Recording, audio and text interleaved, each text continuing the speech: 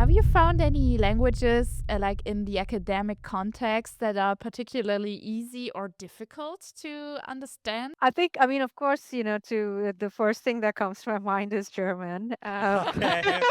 It always comes back to German every single time. Oh, I wouldn't put it that okay. Welcome everybody to a new exciting episode of the Connected by Language podcast, the only shows that finds the most dedicated language learners out there and tries to learn from their craft. I'm your host Michele, and I'm joined by my co-host. Michelle. And so it's finally 2026, at least at the time of recording today. And since it's a new year, I think it would be very nice for us to kind of tell who we are to the audience that are listening from home. Yeah, so my name is Michelle. I speak English, German, French, and Spanish, and I work as a language education specialist at Tandem. Ooh, and what is Tandem? So, Tandem is a language exchange app. You can have language exchanges with people from all over the world, either in one on one conversations or in language parties, which are like group live sessions. And it's a fantastic method to meet a lot of new people. I've been meeting people from all over the world, from people from Japan to Armenia to even Uganda, who knows? But the great thing is that there's over 300 different languages that you can choose from and so many different combinations. You will find so many different people, and it's a fantastic time and a fantastic way to learn languages and making new friends as well. And since I might as well introduce myself. Hi, my name is Michele. I speak Italian, English, French, and a little bit of Japanese. And I'm sort of like a nut when it comes to learning about languages and meeting new people. And one of the great things about meeting new people from all over the world is that everybody has some sort of relationship with their language learning. Some people use it because they needed to find work abroad. Some people use it to expand their knowledge and expand their cultural reach. And some people have used it in a lot of different other contexts. So today we're going to explore a specific, I'd say more highbrow context when it comes to language learning, because a lot of people on the show so far have been using for hobbies. It's been like maybe they find their job abroad, but it's not connected to their day-to-day life, or they just do it because they love to. And today we're going to have somebody on the show that has been using the world of language to not only connect people from all around the world, but also enhance the world of academic research. Mhm. So welcome to the show, Dr. Tanu Biswas, Associate Professor in Pedagogy from the University of Stavanger. Are you in the show with us? Am. You hear me? Yes, we hear you. Yeah. Welcome to the show. Thank you. Thanks for having me. Yeah, I'm very excited to be exploring this a fantastic look into the world of language learning and all of the different advantages that knowing like the language learning can have when it comes to connecting with other people. But before we reach into that topic, I think it would be nice for the people listening from home to kind of give a small personal journey about yourself and what you're all about. Uh, wow. All right. I think okay. Since we're on a language podcast, the most I think relevant thing to say about myself is I'm a polyglot. I have grown up multilingual with English as my first language. But being multilingual and being in different languages for me is really the only way of being, and it's a bit awkward for me to be in monolingual contexts. It's not natural for me to just have one language or imagine a world with only one language. I grew up in India. I grew up with, like I said, English, but I also had Hindi and Urdu. You can count them as two languages or one, depending on what how you see these languages. Marathi, a bit of Bengali, some Gujarati as well. Those are the languages I like grew up with. And then at a later stage, I started in high school studying French. And there was a short period I I had the opportunity to travel to Italy, and which was the first place I went to in Europe, or when I left India. I learned Italian, and then I was in India again, where I studied German at university, and came back to. I ended up in Norway, where I studied Norwegian. I learned Norwegian being there, and while I was in Norway learning Norwegian, I also picked up and began teaching myself Swedish and Danish.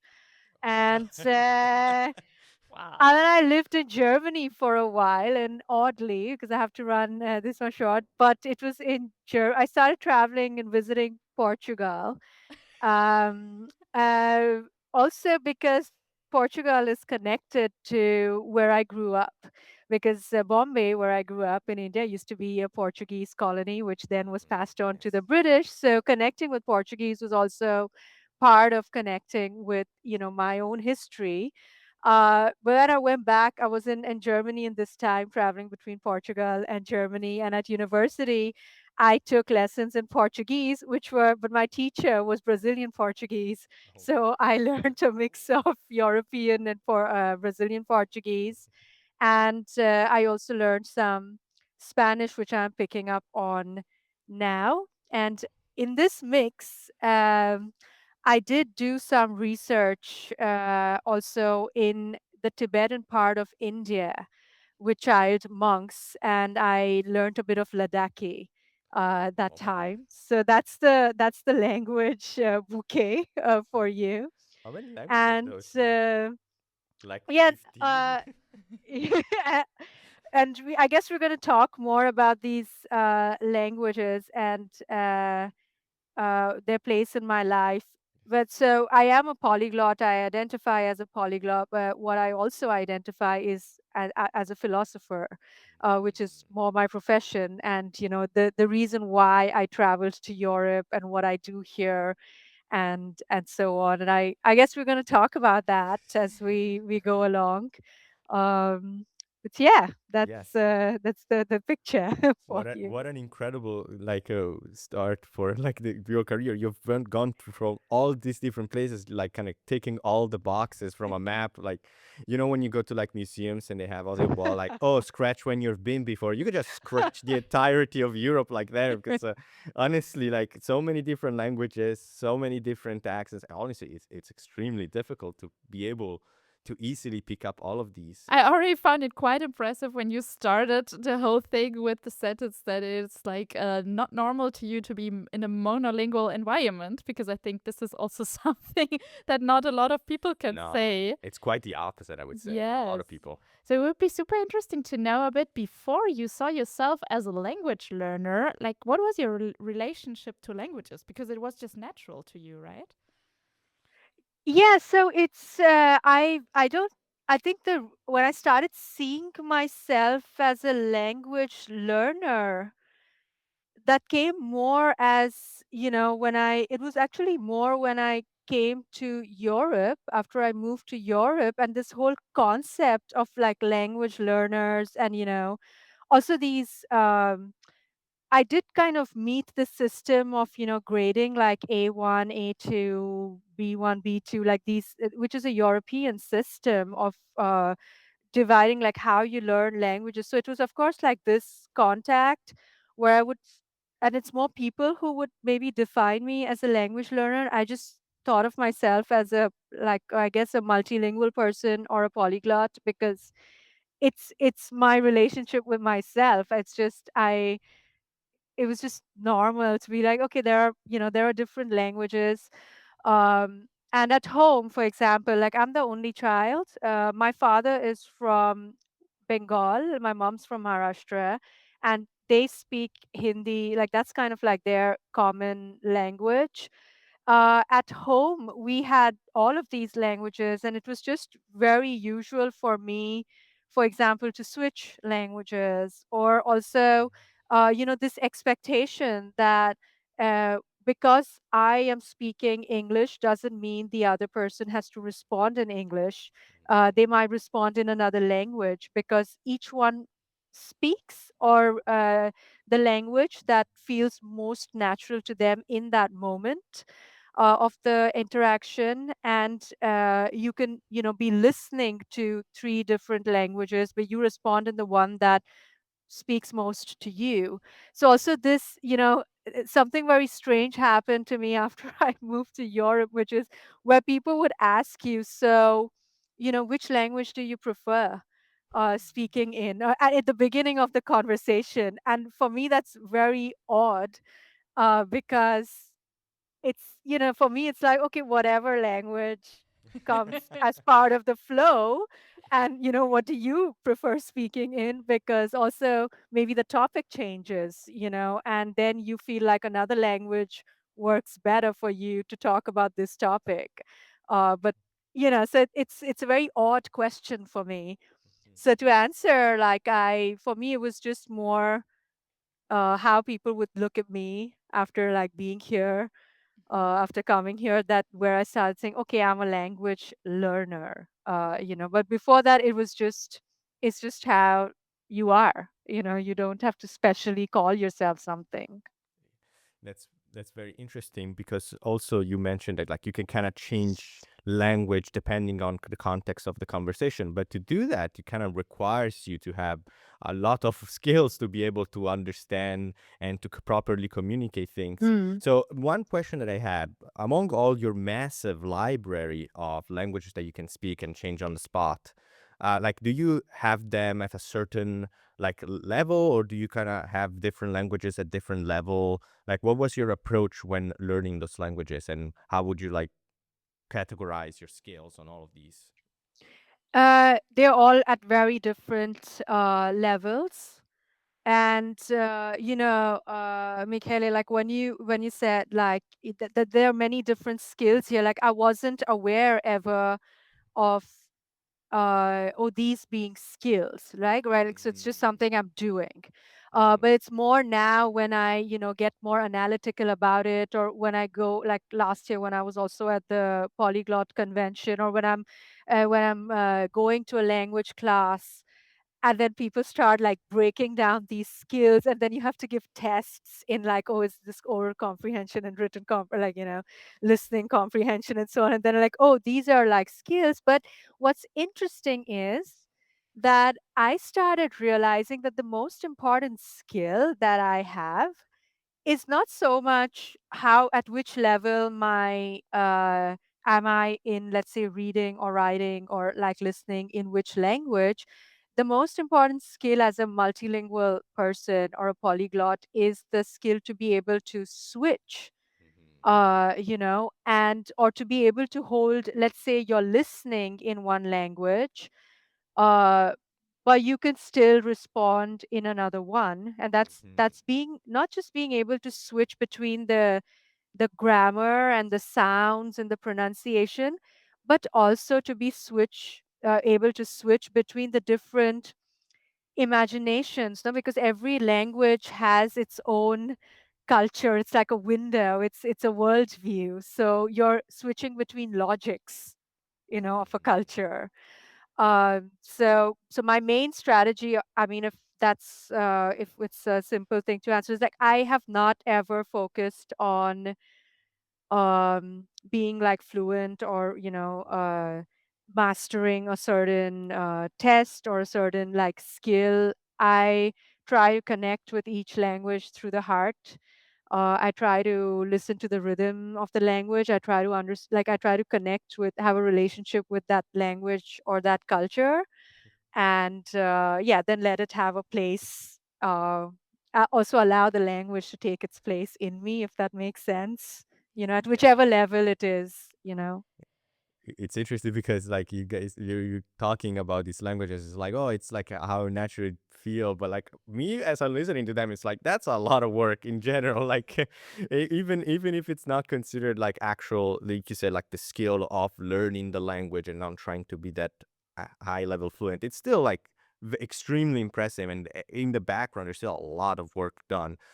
But this thing about switching and having kind of uneven language consistency, you think of one language, you respond with the other, you change in the moment. Could you maybe recall a time or a specific period in your life when you realize that this unevenness in language learning could be powerful and it could be this meaningful?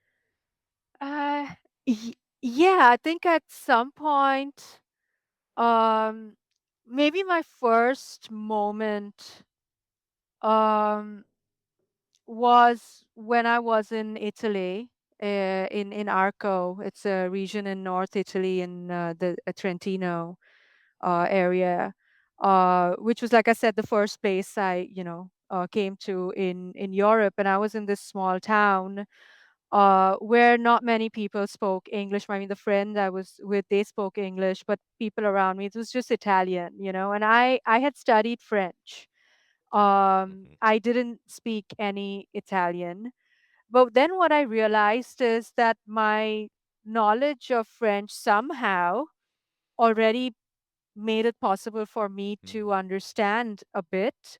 And I started experiencing that unevenness, that you're talking about. Hmm. But I needed to recognize that there is some knowledge, like there is some connection here between French and Italian that is carrying me and making it possible for me to engage. And I just basically went into the flow of Italian. Hmm. And at that point, I couldn't even, like, I didn't know. I was just speaking, I was kind of repeating sounds that made sense in a way.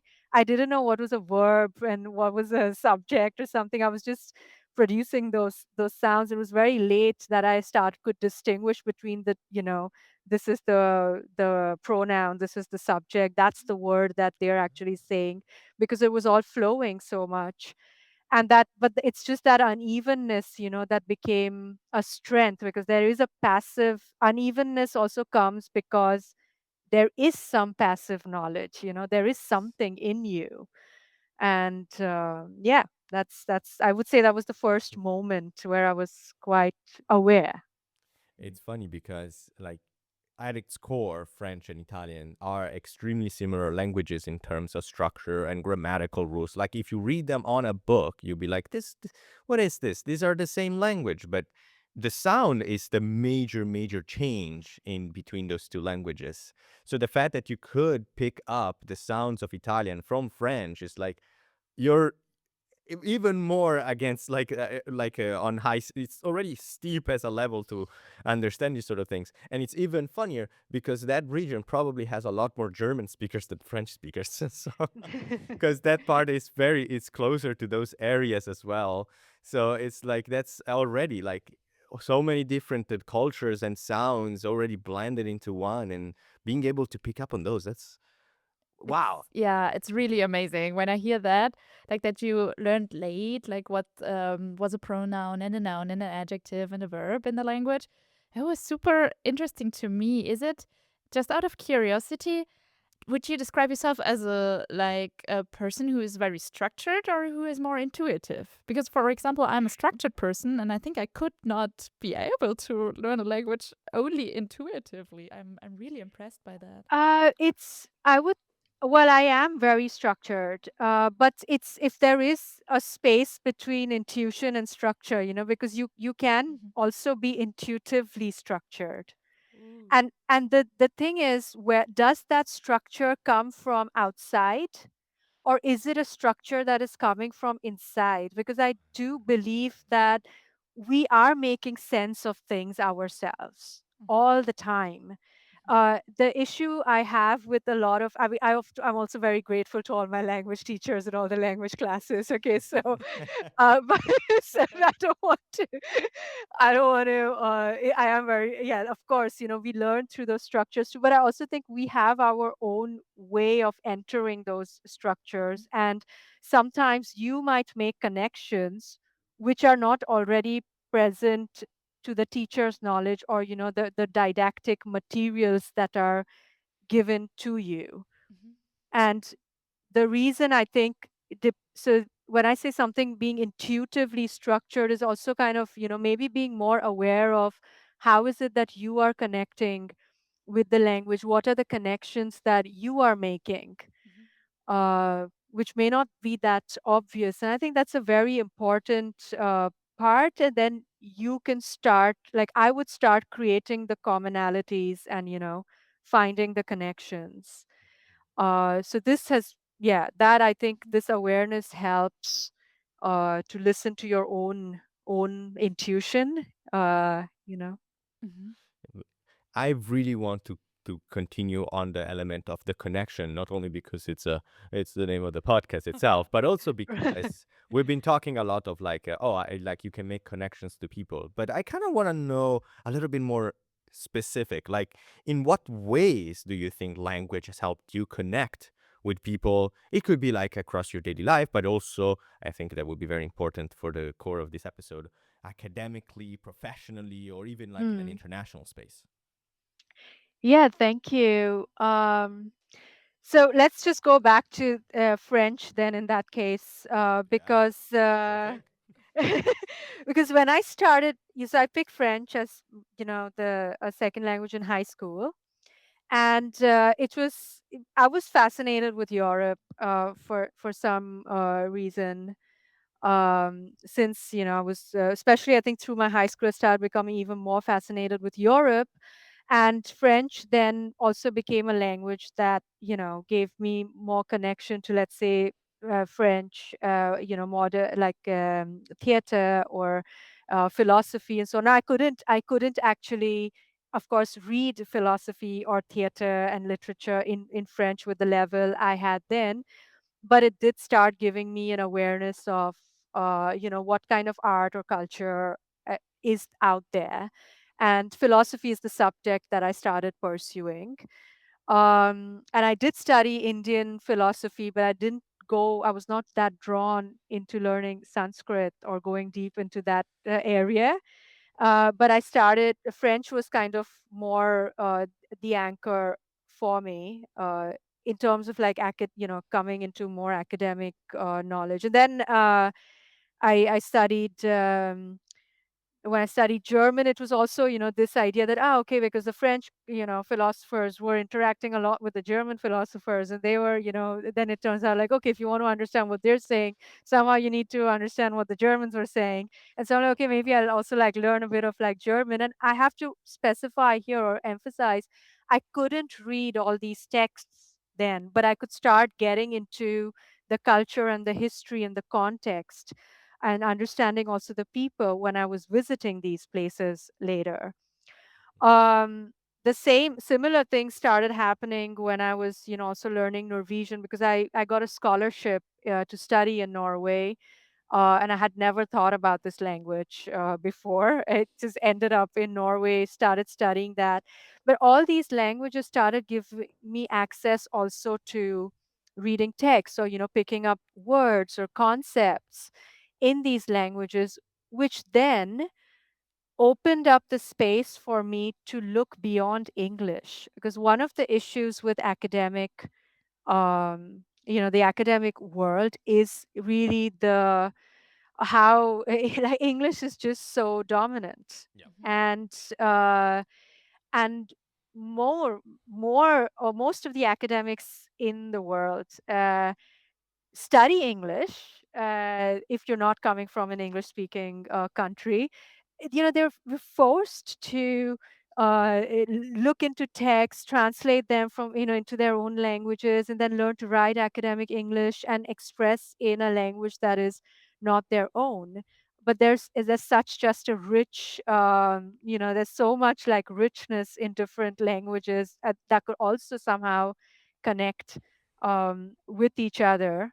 And a lot of the references that people might end up reading and citing in the works that they are writing end up being English, which is quite unfair. Just unfair. It's a big loss. It's just a very big loss for how much knowledge and different ideas are there. So it was very helpful for me to have, an access to these languages, because I had a broader, let's say, scope to engage and also understand what was going on in different academic silos in a way, connected to my research areas. And it did give me access, like, even though if I don't speak, I'm not that fluent, let's say, in Spanish, I could still listen to a conversation going on in that language or pick up on something which I can then go and uh, look into. I can also make connections between different words. Um, and to give you an example, at I did a lot of work on the concept of play, Mhm. and I Yeah. was playing, right? So uh, when I started looking into this concept, one of the things I did is I didn't just look at the English word, I just listed the word play in all the languages that I knew. And I looked at the dictionary in all these languages to, look at how the word or the etymology was coming. And one of the things that struck me is that only Norwegian and Portuguese have two words for the word play, Okay. which none of the other languages have. Like all the languages just have one word for play. That the languages that I'm aware of, all right, because so so I made a connection between Norwegian has and Danish as well. They have lek and spil, and Portuguese has jogar and brincar. And Mhm. there is a distinction between play as something that is more unstructured, So lek, like the word Lego in Danish, comes from Like good. playing well, lek good. Yeah, Like exactly. good. Not Yeah, good, lek I mean. good. So it's like play good, play well. And that's not a concept that exists in other the languages I was aware of. So it that became actually a very important insight for me.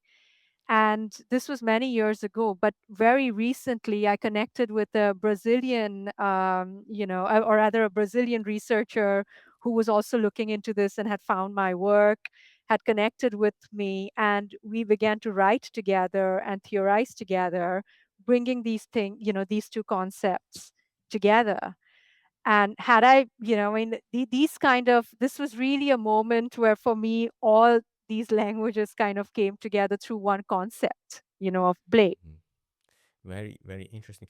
I'm sorry to re-ask this question, but I didn't quite understand the difference between the two words Yeah. of play. Could you like give us a little bit of more insights on those two? Because I, at least this is for my own curiosity, because I didn't know about this. I thought that let was the only No, word for so play. So. yeah, so lek is or brincar in Portuguese. That is a more unstructured, something that's more intuitive. You would also connect it more with what children do, and there are not that many defined rules.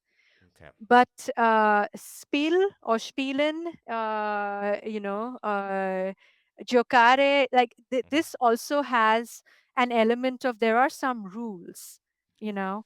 You would not use the word lek or brincar for example, like, the Olympic Games or football or Okay. something. Like there are rules there, but Mhm. lek or brincar is something where you can also just the rules go, you make them up as you're going along. So when children are doing kind of like role playing or you're not bound so much by those rules. And they distinguish between these two concepts of types of playing in language. That's very interesting because Spiel is similar to the German word, Yeah, right? exactly. Yeah. Spielen. We say spielen. And it's so interesting that you just like explained this to us because like 2 weeks ago I was in Brazil and I actually did a Portuguese course and it was the very first time that I heard about this differentiation about brincar and jogar. Yeah. And then the teacher was not able to really like explain the difference. So it's so nice that I just learned it 2 weeks after. That's Yeah. Great. it's amazing because I also have not encountered it in any of the languages before that I know so far. Yeah, I That was the never first heard time. of like even like some of the most like complex languages like Chinese and Japanese. I don't think they have like these differences in the word play. I would have to research, and if I do, I'm gonna put it on screen. But in general, yeah, I didn't really hear about this difference. Maybe there's like multiple words to say the meaning of play, but the Yeah. meaning of play keeps being the same. It's just maybe some Yeah. synonyms. So these minute differences are often very difficult to find, and it's very interesting to see.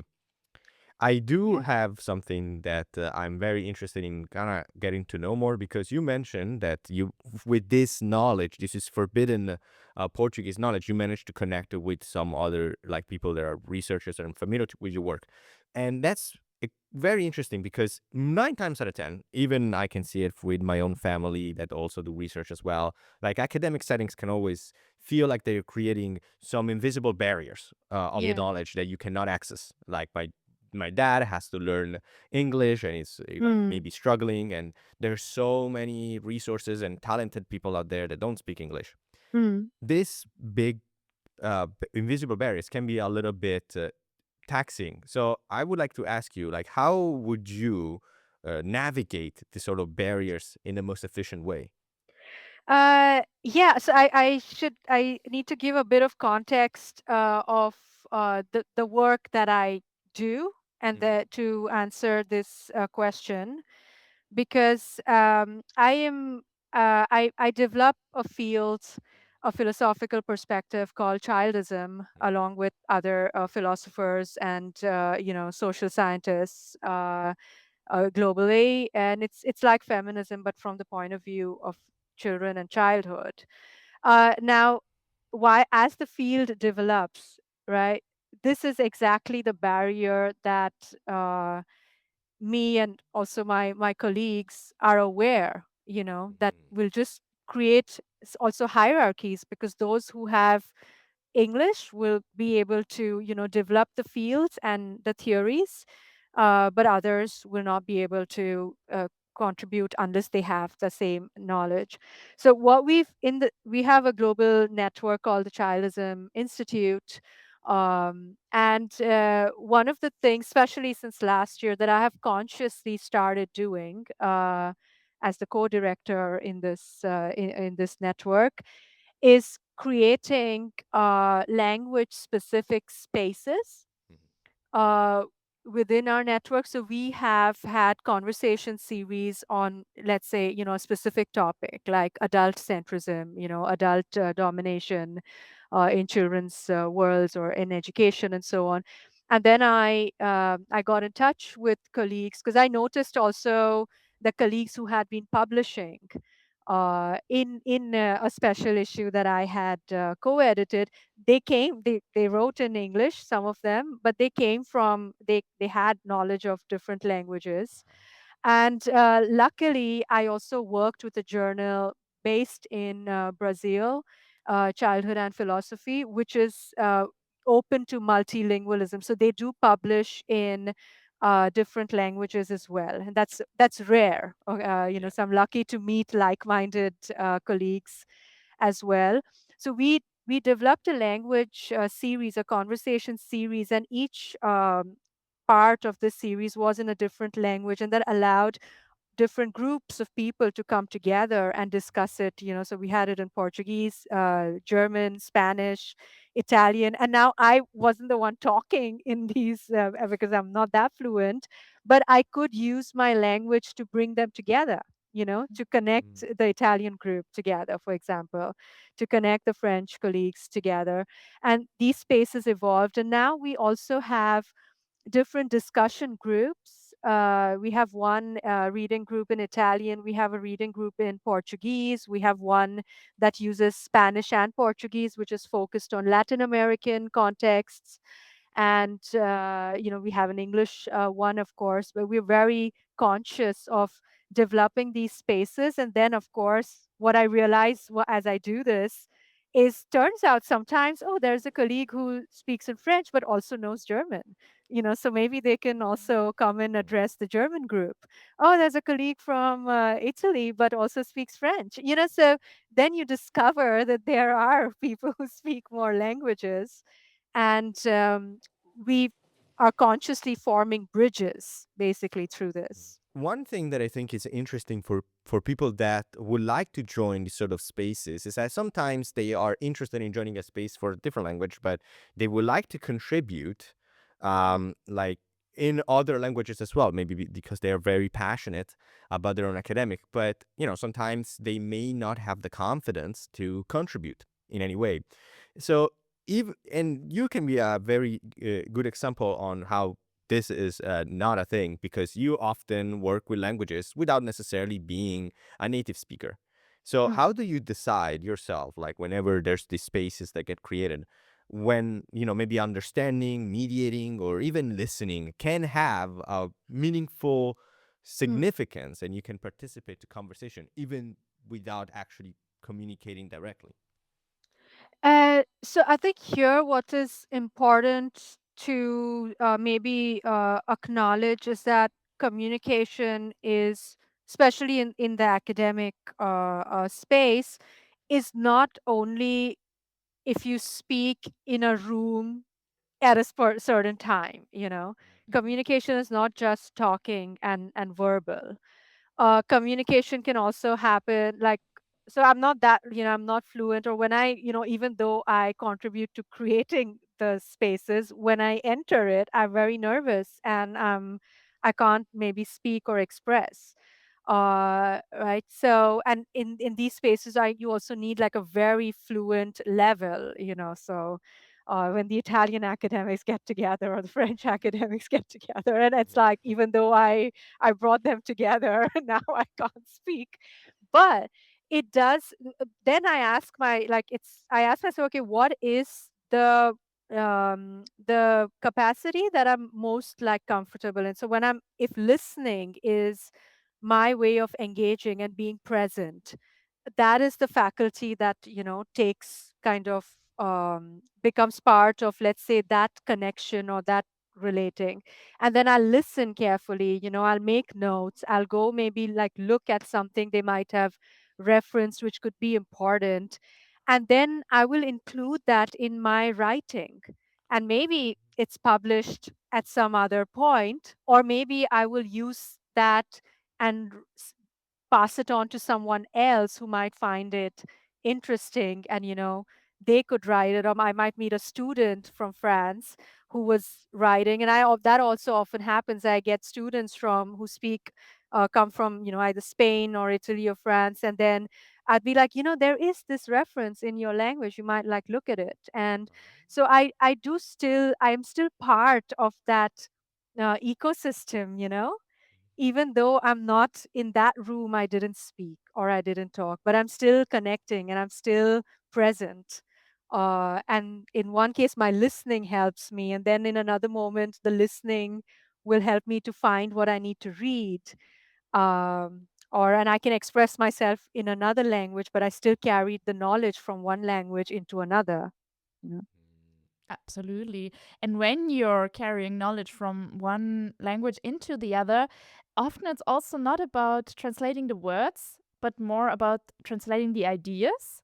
So it would be interesting for us to know, like, what have you learned about how meaning can shift when you switch languages? Uh, yeah, it does shift. But also, I think what I notice is sometimes, for example, like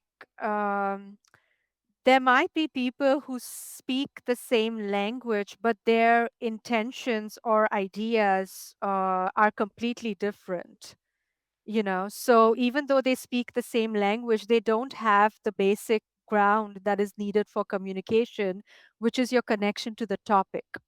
Mhm. Yeah. So I don't know if you brought someone who, like, let's say there are two people who speak German, but one is really into football and another one is really into classical music. Mhm. Even though they speak German, Mhm. uh, they don't really have the same interest. Yeah. And what is binding them, apart from the grammars and so on. So their communication and connection won't go too far. But Yeah. now, if you put that, the German speaker who loves, classical music, with an Italian speaker who also loves like classical music, they might actually know a lot of references. And even though their abilities in that language might not, be mutually like great, but they have the topic, which adds to a shared language. You know, so Yeah. this is the important. You have to share meaning. If you share meaning and if you share intention, then the shifting languages will not be a barrier. You'll find ways to uh, to cross that. However, uh, with childism, for example, which is it's a new word, right? Yeah. So it's not a word. So we're creating theory. We are creating a new language.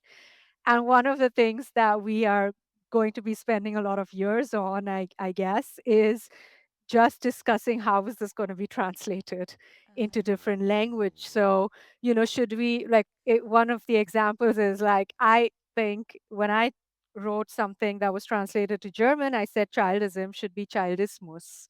Mm. And I have a German colleague who says, no, it shouldn't be childismus. And then I'm like, okay, but you translate feminism as feminismus. Mhm. So why are you don't say Mhm. weiblichismus, but why can't you keep the word child? But we need to have these discussions, because like, what is the word child in that language? Shouldn't it become an ism like this? And does the word child in that language have a different meaning than the one in another language? And so we need to negotiate these, how this translation is going to happen, should it happen. And Mhm. that's why we need communities that will come together, that also keep the dialogue going in their own languages. Mhm. Mhm. Yeah. Uh, It, I would love to know from you what's your take on this German translation of this concept. Because if you were to ask me the question how to translate childism in Italian, I would say, oh, bambinismo. That's easy. I don't have to think. I don't even know if there are more than one ways to translate this. But what's your opinion? Maybe if you have some yeah. nugget of I mean, information. actually, when you just said it, childismus, I would say, well, I don't think anybody would understand the first part, the child part, people who do not speak English. But also, kindismus is not a word. So it's difficult. I understand. I understand the discussion here. And I'm also quite glad, actually, that you brought up that this is a new concept and a new word, because now I don't feel so bad anymore that I did. In the beginning, I did not like really know what you were talking about. Mm. When you said you were like researching on childism, because I just didn't know the word, but now it makes sense. It is a very weird concept, but I will Yeah. probably put some resources in the description of the video to kind of like get to know Yeah. this concept, because there's a lot of elements to gain from it. But of course, they are relatively new, and but it's very interesting to see how this new academic prowess gets to be formed. But let's be completely honest. At the end of the day, English is always going to be the dominant role in academic communication. But from your perspective, Mm. Dr. Tanu, do you think there are like what sort of elements tend to be lost, or like when complex ideas are mainly discussed in one single language?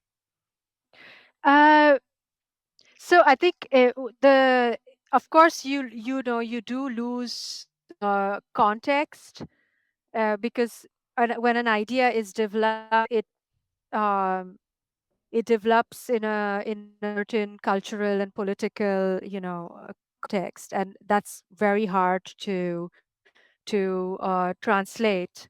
Uh, but at the same time, I think it's very normal that words or meanings evolve when they come into a new language, like, context. So just because it's English, like I said, this is for me not so much the issue.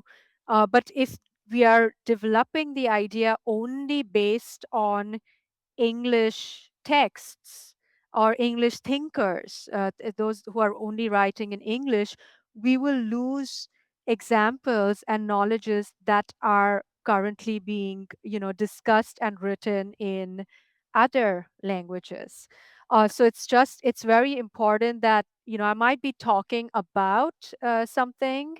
Uh, I mean, what is the role of a child in society, for example? If I say that, I can just stick to something that is coming from, the American system or their understanding of children's rights. But if I went into, okay, how is it in the Latin American context, or how is it in the Colombian context?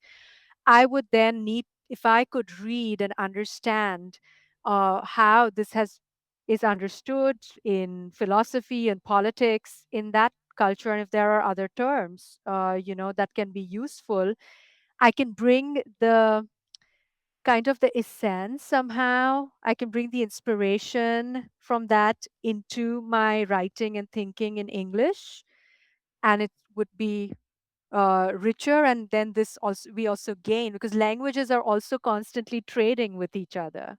So think of it as a trading agreements between languages. We have to allow everyone to contribute.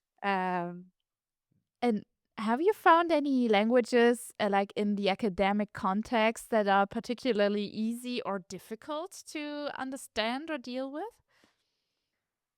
I mean, it's I'm I think, I mean, of course, to the first thing that comes to my mind is German. Okay, okay. It always comes back to German every single time. Every single episode, it's either about like saying bad things about French or saying bad things about German. Oh, Always. I wouldn't put it that negative. Okay, no, it's not Yeah. that negative, but it's always somehow it comes back to that. It comes like German 'cause- Because I was well, I thinking, I was thinking like, oh, it's gonna be like something like Russian. It's like, of course, Russian Well, is gonna I be don't. difficult. Yeah, but I don't speak. I'm Yeah. not. It's not one of the languages I have knowledge of. Ah, yes. Yeah. But having said that, I mean, it's not. I would. Yeah, I think it's also. This is also something I'm still kind of. Very much, a beginner kind of in, is every language also really has like their styles of like writing in academic languages as Oh, yeah. well. But so I think in but yeah, I mean, German is hard to follow, but I think it's also, I mean, even I think academic Italian is not any easier, or French is not any Yeah, easier, because probably not. because I think just academic level knowledge is, Yeah. even native speakers would struggle with that, Yes. Yeah. Yeah, so 100%.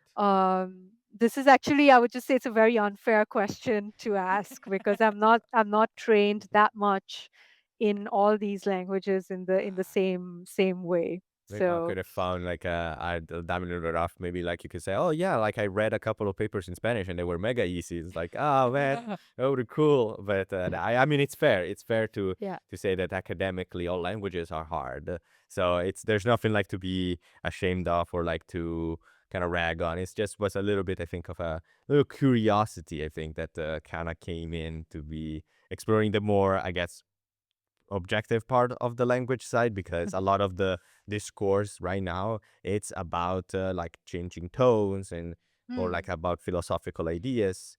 And speaking about something a little bit more concrete, like is there been can you maybe recall an experience or a moment where the change in the language of a conversation completely altered the way that a direction of a tone or the depth of the conversation went, like um not really. I have okay. tried to think about this, but um no, I can't actually think of something immediately now. Yeah. That's totally fine. Actually, I'm also curious talking about this, like changing or switching between languages with people. In the beginning, it sounded like this happens very often to you, that like somebody talks to you in a language and you answer in a different one. I understand the part that you grew up like that, and it was like normal, for example, with your parents because they spoke Hmm. all these languages too. But does it still happen a lot, like now living in another place? Like, yeah. It's also, I mean, because I think this, like, it's more, I would say, overall a more European tendency to think of Mm. us as monolingual beings. And so you also ask which language do you want to have this conversation in, and then that's going to be the one for the rest, right? So it's not it here. I can't do it as much, but it does when that happens. It's with others who have grown up in a similar condition or are multilingual. So, and we have a couple of languages maybe in common or one or two. And so we switch and it's completely normal. Or once I remember when I was in Germany, there was a colleague from Switzerland who was there he was at ease. I mean, I could, he spoke in, I think uh, he spoke in French and I responded in German, or there was a moment there that happened. But I believe that in Switzerland it's just much more common what I described, right? Like you switch, and it's not like you have to speak only one. So they have a much more multilingual. It's more natural in their context. Um, I would actually, if we do have the space on time, because there's something important I wanted to mention is also how AI coming into, how this has changed my capacities, also kind of enhanced my ability to work faster in the kind of work I do. And because I mean, of course, I would always still support, using more analog ways of like learning a language because that is closer to me. But um what I started using, like when I was let's say organizing all these events last year, for example, there were practical things like invitations to the conversations. Although it was the same event happening in different languages, I had to change the content, and I had never, for example, written kind of semi-formal language invitation in Spanish. Like I couldn't like do Mhm, that, mhm, but I know how to work with the AI so that it becomes kind of a partner who is like writing with me. And I also, if colleagues write to me in one language, I do use the artificial intelligence to assist me to make sure that I am, an email exchange gives you that time and the space to do that. So it has been very useful to kind of, translate, change the tonalities, for example, ask questions like, for example, like in German, it's very common now to, be very, you have a gender sensitive language and more gender neutral. And these were not forms of writing that were there in German when I learned German, right? So it's something new for me. But because I was doing that in German, I realized, oh, I think I need to ask the question whether they're doing that in French, or, is that the way they write to each other in Spanish? And I had AI with me to work through questions like this, and to also be like, okay, like, do we write a gender sensitive, inclusive way of doing this or not? And I think this also helps me in being more efficient, let's say, in creating this bridge, in academic spaces. it is definitely a tool that can help kind of filling the gaps of your style of learning, because Mm. sometimes you need to be a little bit more precise. You need to be like making sure that everything that you're writing and translating makes sense. So it's always nice to have some sort of companion. I mean, our app Yeah. Tandem does have some AI features inside to help with kind of allowing people to have a more efficient way of Yeah. communicating with people. It is not like fully like AI companions. You still talk to real people, but it is definitely something that can help in the little things. You may think that, yeah, like having the ability to translate a message immediately doesn't really help that much in the Yeah. grand scheme, but you take some mini elements and eventually like you can top them and you can kind of separate your space between what you're actually learning, your actual Yeah. input, and some elements can be easily converted and can easily be aided. Let's call it that. Yeah. Let's call it aided.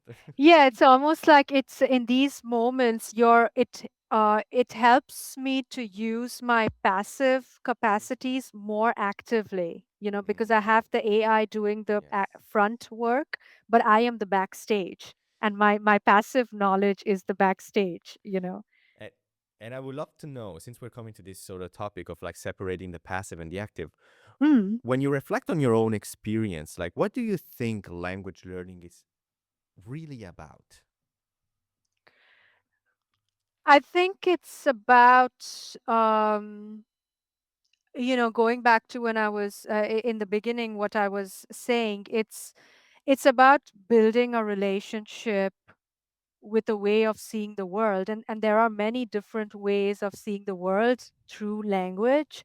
So for me, like, every language is like a new window, to a culture, to a people, and it's about yeah, it's really about, for me, like, connecting to to people. But it doesn't necessarily mean that it's only, and especially I think when you're in when you're writing and thinking, connection is not only about immediate connection. I might say or bring something in the world today which someone will pick up 5 years down the line Mm. in a place I never imagined, and we connected, you Yeah, know that is a uh connection. so languages, really, they're windows to the world that we can see in different ways, I think. And I Mm. think also those type of transaction, like those type of connections aren't even as transactional. Like you say, someone will pick up my work 5 years. It could also not be that. It could also be that your communications has led to a change in mindset or a complete Mm. change in approach from the greater good. Because at the end of the day, you are doing academic research. You are kind of helping out the society, kind of develop a new understanding of certain topics that could also lead to a much bigger change in perspective. I mean, much bigger, maybe not as direct as you think, but I think Yeah, there's also an element of language that is pretty beautiful in itself.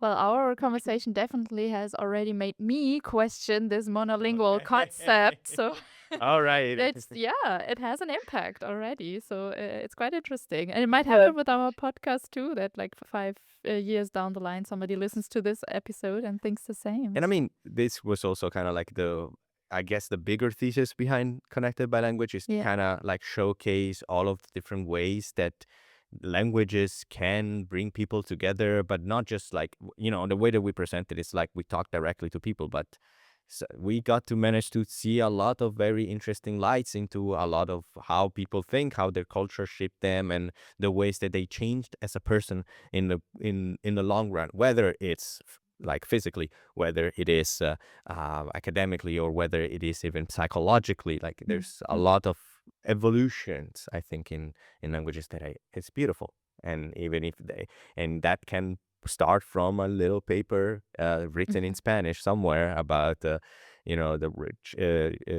rights of children, but I think it can be open to much more than that. But Definitely. looking at this, we've talked about a lot of not activism. We talked about academics. We talked about professional work, and not everybody that is going to listen to this podcast is going to be from that background. Some people just Mm. love listening to languages just because they like it. But for people who are not academics or anything like that, what parts of your approach to languages, do you think it could still be meaningful or useful in everyday life?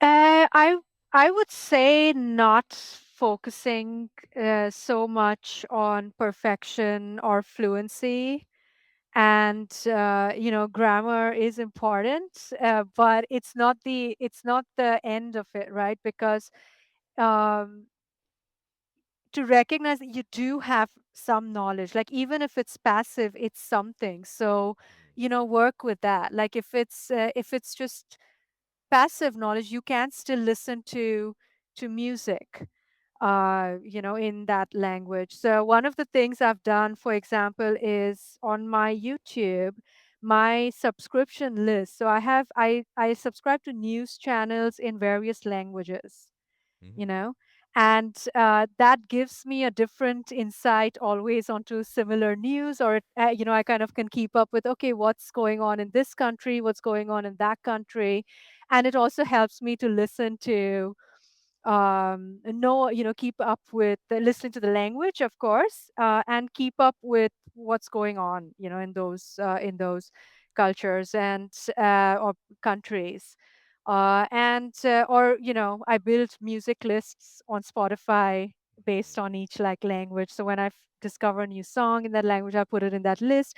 These are things you can still sort of do. I mean, you don't have to chase kind of perfection, or also like, oh, I'm going to wait till I get like a beat to start listening to music or watch a film in that language. You can, those are important connections, engage. And so continue engaging in whatever ways you can. I think with the internet, we're just, it's underutilized, I think, the capacities it gives us. Mm. That is true.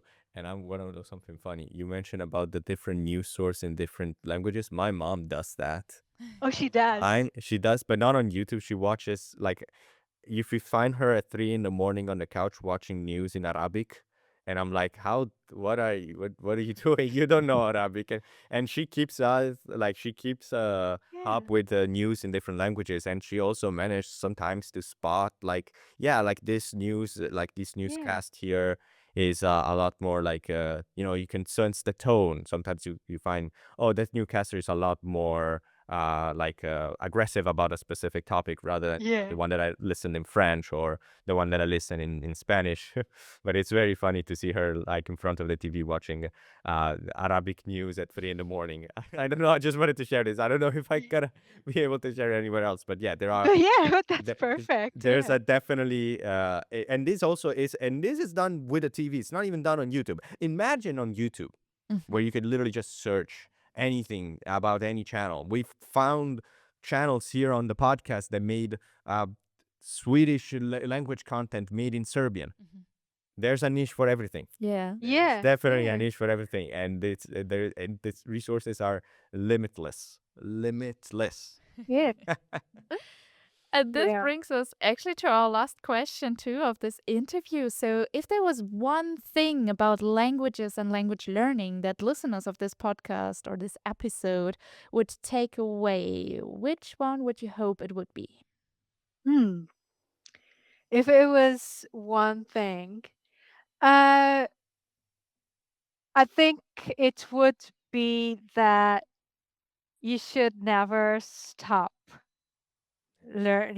Don't stop learn. So like, don't stop learning languages. Um, and it's gonna be two actually, but also don't wait till you're good at one to start the next one. Just stay in it. Yeah. Like, just stay in it. Keep it just as a practice that keeps going on. Yeah. Yeah. I think at the end of the day, a lot of people take consistency over like focusing on one aspect. And that consistency is Mhm. what really does have your skills and it really does make you appreciate all of these wonderful languages. But I think with that, we can give a little bit of a close to our episode of the Connected by Language podcast. Thank you again, Dr. Tanu Biswas, for joining us. Thanks for having me. My pleasure. Yeah. And if you have anywhere like some sort of project or some sort of resource where people can learn more about your project or more about your work, what would it be? I will put that down in the description. Yeah, definitely. Uh, We'll share Is it. there like a specific place that you prefer people to reach you on, or I have a website that people can go to, and we also have the Childism Institute's project website. So I'll share the links and you can link yes, them. make sure that you check them out in the description below. And with that, thank you all so much for watching this episode of the Connected by Language podcast. If you enjoyed it, please subscribe or follow depending on what platform you have been on. And hey, I don't know, have you done any sort of research lately about languages or about your favorite topic? Please let us know in the comments below. We would love to learn all about it. But with that, it's been a pleasure being with an episode with you. I've been your host, Michele, and I've been joined by my co-host. Michelle. And you know, what kind of crazy different adventure will our next episode of the Connected by Language lead to? Well, why don't you stay tuned and find out, huh? Okay. So, again, thank you all so much, and I'll see you in the next episode. Bye. Bye. Bye bye.